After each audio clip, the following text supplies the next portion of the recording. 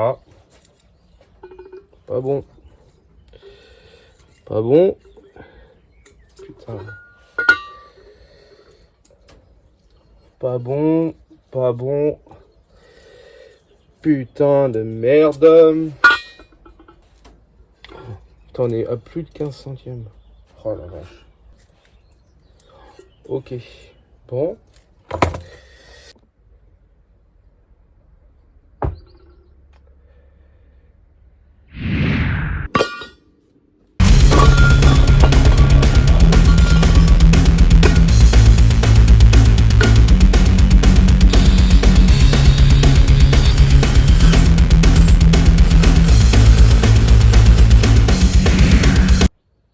Non. Bon, tu vois, la culasse est plus que voilée. Elle est courbée comme ça.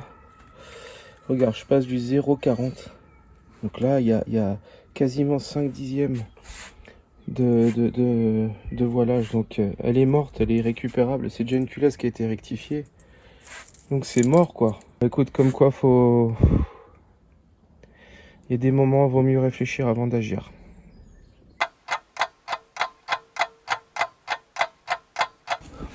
Voilà la culasse qu'on va utiliser pour le bloc d'artonisé. Ah, comme tu vois, celle-là, elle a été complètement nettoyée. Elle est partie chez le rectifieur. Voilà, qui m'a fait un beau plan de joint tout neuf. Donc elle a été déjà... Les soupapes qui sont là ont déjà été rodées, nettoyées, décapées, comme tu vois. Elles sont nickel. Donc là, je vais attaquer le remontage.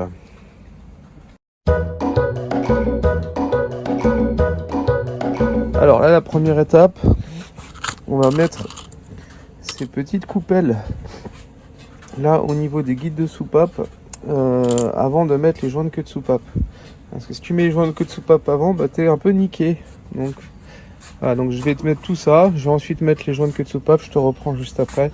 Bon, comme tu vois, hop, toutes les coupelles sont mises en place. Là, on va s'attaquer au montage des joints de queue de soupape. Donc pour ça, besoin sur celle-ci, il y a des joints de queue de soupape où t'as pas besoin d'outils spécifiques avec des douilles, ça le fait. Mais là, tu vas avoir besoin de ça pour pouvoir les monter tranquillement. Voilà, je te montre ça. Bon, là, tu vois, première rangée de joints de queue de soupape montés.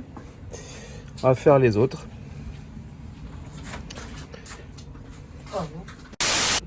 Bon, là, comme tu vois, je suis en train de mettre les soupapes en place. Donc, tu vois, très simple. Hein. Hop, tu la mets en place. Et voilà. Donc, il m'en reste deux. Je termine. Après, je mets les ressorts et les coupelles. Et puis, j'utilise mon compresseur de ressort pour remettre les demi-lunes. Toutes les coupelles ressorts sont en place. Donc, tu vois, là, j'ai nettoyé. Hop, en nettoyant frein rapidement les demi-lunes. Je vais utiliser de la graisse, tu vois, pour pouvoir les coller et faire en sorte que ça se mette assez facilement en place. Et en utilisant le compresseur de ressort que tu vois là. La rangée côté admission est topée. J'attaque l'autre partie. A few moments later.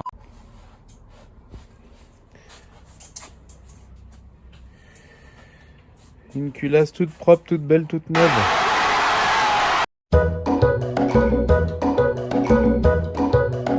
Alors là, comme tu peux voir, ça y est, toutes les soupapes sont remontées. C'est plutôt pas mal. Là, j'ai les nouveaux arbres à cam. À savoir que ce sont des arbres à cam de RS. Donc sur l'échappement, pas de nuance par rapport à la ST. Mais par contre, sur l'admission, les cams sont un petit peu plus pointus. Donc là, ce qu'on va faire, c'est... Je vais devoir contrôler le jeu aux soupapes. Donc je vais remettre en place les coupelles. Et je vais mettre avec les nouveaux arbres à cam, je vais utiliser cet outil-là pour pouvoir contrôler le jeu. Et vérifier qu'on est dans les tolérances. Et si c'est pas le cas, on changera la coupelle. J'en ai quelques-unes d'avance. Et on va essayer de faire ça et régler cette culasse aux petits oignons. Donc voilà, donc là tu vois, je suis en train de vérifier en effet le jeu aux soupapes là. Donc on utilise cet outil-là pour plaquer la cam. Et là tu vois, on a les cams qu'on positionne à l'inverse du poussoir et on passe la petite cale comme ça pour vérifier qu'on est dans les côtes. Donc là ça se présente pas mal pour le moment, et tu vois on fait ça cylindre par cylindre, et on fait ça après sur l'échappement, et normalement on a une culasse qui est dans les côtes et qui devrait bien fonctionner.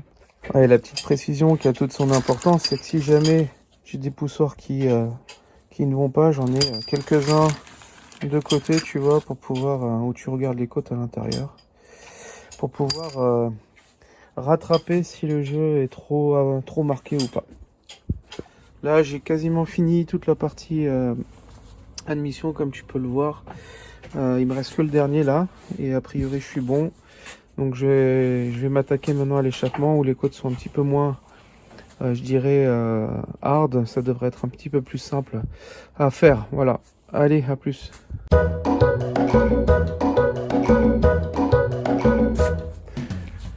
Bon ben, il y a un deuxième bloc Darton qui est arrivé chez moi. Alors pour le coup celui-là vient pas de Veicomer, et c'est assez marrant de voir la différence. Donc je vais contrôler tout ça. Donc c'est un pote, Benoît, qui fait le montage et qui avait besoin d'un coup de main.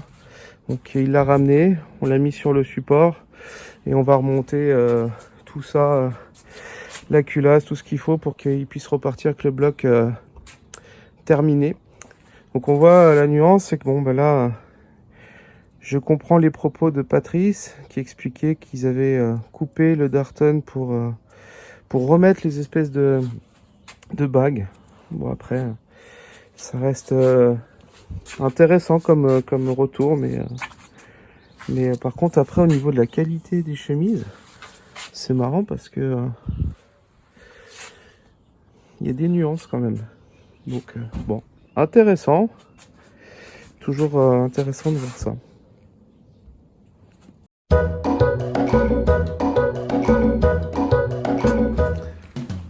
Voilà, le bloc culasse, elle est remontée dessus. C'est serré au couple, tout est OP. Maintenant on va mettre les poussoirs, les arbres à cam, et puis on va refermer le couvre-culasse au couple. De terminer un T5, voilà, là je reculasse, enfin il est déjà reculassé, je vais mettre les arbres à cam en place. Donc là j'ai mis la loctite, elle est étalée. Là sur l'autre je suis en train de l'étaler. Donc voilà, l'autre bloc là, le Darton, il est là, bientôt fini aussi. Donc un petit peu de travail comme d'habitude. On avance, il n'y a plus qu'à mettre la courroie de distribution et puis de caler ça. Alors les arbres à cam, le bas moteur sont déjà calés avec les piges. Donc on va mettre maintenant la courroie, puis on va serrer après les poulies comme il faut au couple. Et puis on a presque fini ce moteur. Voilà, bloc fini qui va partir.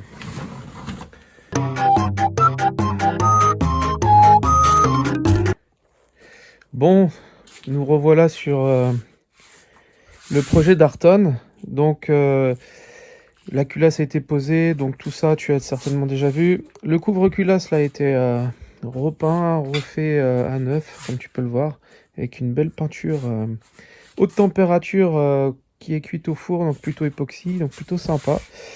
Donc là, qu'est-ce que je vais faire? Bah du coup, on va monter les arbres à cam, on va piger bien évidemment le bloc, et puis on va avancer, car bah, là, dans les prochains jours, on va faire le montage sur la voiture. Donc bah, je te reprends juste après avoir avancé. Donc là, tu peux voir toutes les côtes, en tous les cas, du jeu aux soupapes que j'ai prises. Étant donné qu'on a changé les arbres à cam pour des arbres à cam de RS, et que c'est une nouvelle culasse aussi, donc du coup bah, j'ai tout contrôlé, j'ai joué avec les différentes coupelles que je pouvais avoir, et donc j'ai quelque chose qui est plutôt clean. Donc voilà, là le carter de culasse en tous les cas est plutôt nickel. On va mettre de la loctite, on va mettre les joints qu'il faut. Là, j'ai décapé toutes les vis, voilà, pour qu'elles soient propres. Je les ai passées au touret vite fait, pour qu'elles soient nickel pour le remontage. Il y en a 46 hein, pour info.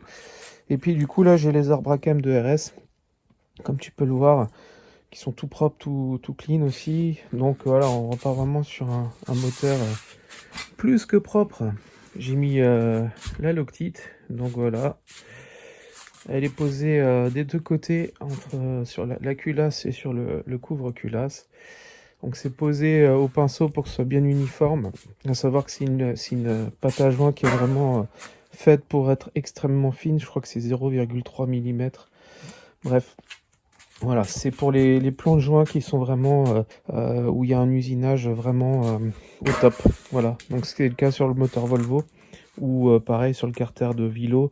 On met de la loctite aussi pour éviter de vriller quoi que ce soit. Là, concrètement, si on mettait de la pâte à joint classique, on pourrait vriller la culasse. Donc, et c'est déjà arrivé.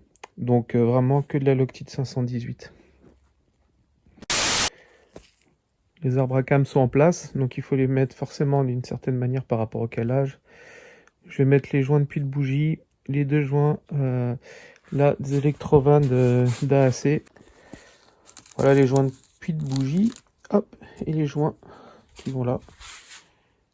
Donc là j'en ai déjà monté deux. Et c'est des origines Ford, ouais, parce que malheureusement, alors les joints de pile bougie on peut les trouver, mais ces deux-là tu les trouveras que chez Ford. Et ça vaut une couille. Voilà ce que ça donne, joint en place. Donc là, on va mettre aussi les joints spi ici. Hop, qui sont après, tu as la poulie variable qui arrive. Et voilà. Bon, voilà. Tout est serré au couple. Donc là, on voit que les joints spi sont en place. Voilà. Là, je vais du coup piger maintenant les arbres à cam. Le bas moteur est déjà pigé. Et puis, on continuera demain.